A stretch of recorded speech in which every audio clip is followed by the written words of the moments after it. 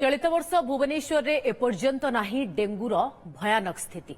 वर्तमान पर्यंत मोट 241 पॉजिटिव केस सामना को आसी। सेमानंक मध्यरु 4 रु 5 जन को छाड़ी प्राय समस्ते भल होई गलेनी।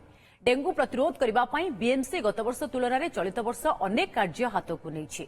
विभिन्न वार्ड रे मशा धुआं सांगकू मशा तेल पका जाउछि। 3टी जोन रे सचेतनता रथ बुलुछि। जदि दरकार पड़े ताहले ड्रोन रो सहायता निया जिवो।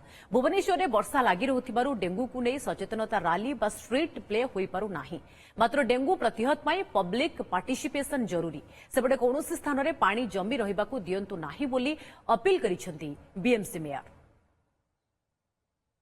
थर डेंगूर जो भयानक स्थिति नहीं भुवनेश्वर बट स्टिल देन एवं 241 पॉजिटिव केसेस आसी जो कि प्रायतः समस्ते भल हो गले अल्प 4-5 जन केस माने ज्वर अच्छा किंतु डेंगू को प्रतिरोध करने बीएमसी पक्षर पूर्व वर्ष ठारू अधिक माने दायित्ववान होइकी बीएमसी काम करुच्ची कि केमती प्रतिरोध करा जो थी कि आम मशा धुआं दवा सहित मशा तेल विभिन्न जगह पकाउछ। जो जगार पॉजिटिव केसेस आसे वार्ड गुड़िक कनसेंट्रेट करुचु जे सिटी जेमिति आउ स्प्रेड न करे ता सहित स्ट्रिक्टली ड्राई डे पालन करा जाउची। आमर सचेतनता रथ बोलूँ 3टा जोन रे जो थी कि लोक मान सचेतन करा जाउची।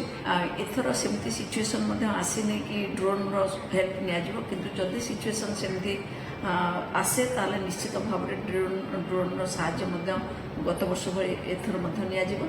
ता सहित समस्त को आम अनुरोध करुँ कारण एटी पब्लिक पार्टिसिपेशन गोटे बहुत बड़ रोल रही जो थी कि आम भुवनेश्वरवासी को अनुरोध करुँ जे बीएमसी सहित हाथ को हाथ मिलेबे पानी कौन स्टाग्नांट हो न रुए कौन जगार से ध्यान देवे।